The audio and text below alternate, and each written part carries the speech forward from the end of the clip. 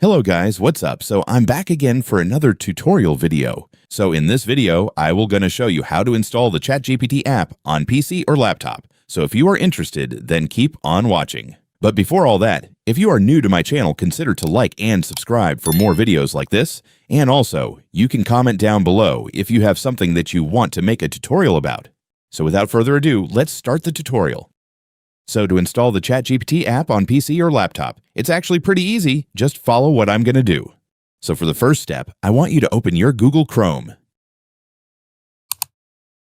And once you're on Chrome, just go to the website of ChatGPT.